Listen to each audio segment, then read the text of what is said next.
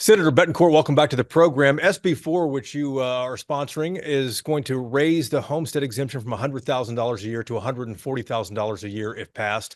What does that mean to the average Texan like me? Well, it's good news for the average Texan, obviously. If you have one of 5.7 million homesteads in the state, you're going to see this bill actually do a reduction in your ISD tax bill of $363. But wait, we're not done yet. We've got additional compression as values go up, rates come down, and that's already budgeted for in SB1, which is the budget bill. That adds another $133. So the grand total is $496 of savings, and that's pretty significant because $500 is still a good cut because $500 is $500. Indeed, it is these days. Let me make sure I'm clear on this. Is this only affects the school district M&O taxes, right? It doesn't affect municipal taxes, mud taxes, county taxes? Right. This is a homestead exemption increase just for school taxes. That's what the state can do. We can Okay. buy that down and pay for it, and therefore the school districts don't have to take the cost, and we get the cut directly into the local property taxpayers. In this age of divided politics, I was kind of fascinated to see that you had 28 or 29 of the 31 senators sign on to this. Number one, how did you get that done? Number two, why not everybody? No, I ended up with 29 plus myself, 30 out of 31. I'm expecting the vote of the 31st. But the humorous thing is that the library, when they published the bill, I actually had 32 joint sponsors because they went back and they put Senator Patrick in as a joint author. So you just can't make it up.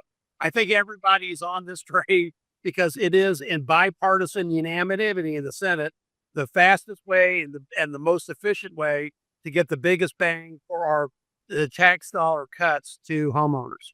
And I believe Nathan Johnson was the only name I didn't see on there yet from Right. Dallas, Democrat from Dallas. He's going to sign on, you think? Well, I mean, he didn't sign on last time we did it, but he did vote for the bill.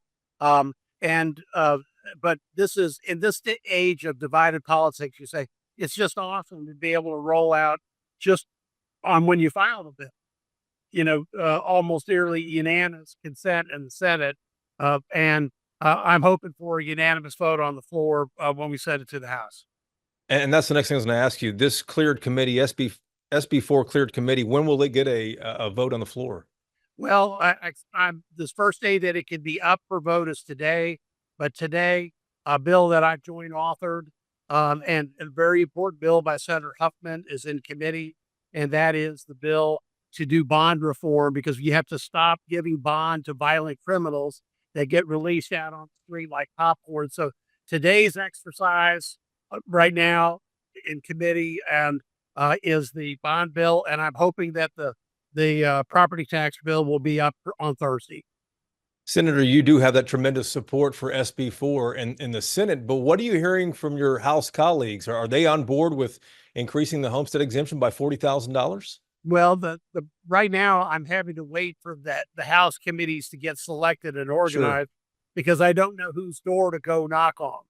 But as soon as I do, trust me, I will. A couple last questions on this issue. Governor Abbott wants local elections before entities can increase property taxes, just generally speaking here, not specific to SB4. Yeah, that's been discussed before. I've heard that for years now. Why hasn't that passed? Well, we actually have a version of that already in the code. And and the local taxing jurisdictions like cities, counties, special districts can take to the public an amount for a vote. And what he was really looking at was he thought the voter threshold should be just majority vote. It should be 2/3.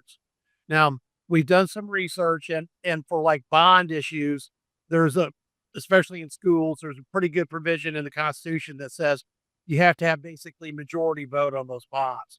There are some other solutions that I was already working on. We haven't had a chance to sit down and have a discussion yet, but what really drove him crazy, and it should have, because it drove every taxpayer in Harris County crazy, was a 15% tax rate increase. I'm not talking values, that Harris County Commissioners Court voted for. They told the public it was only 8, and then they passed to 15. And so the voters were misled. And it's got him furious. I'm furious. We're going to do something about it.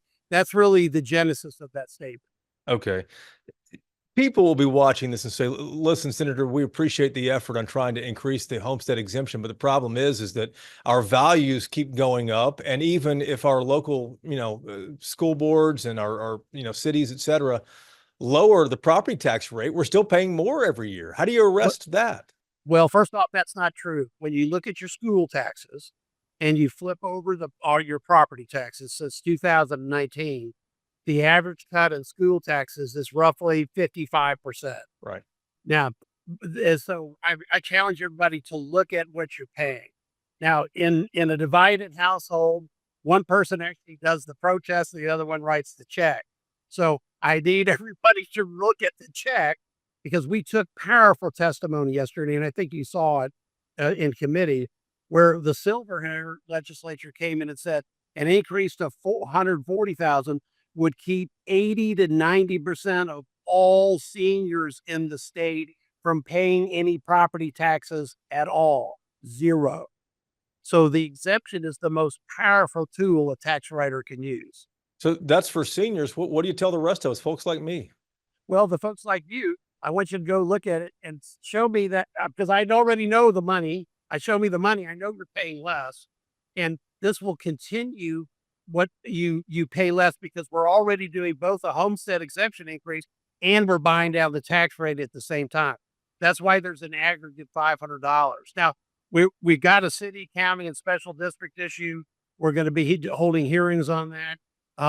Part of it is they've driven Mack trucks through disaster exemptions and incremental, calculations. I could bore the viewers to death, but they're taking advantage of the taxpayers, and it's going to stop.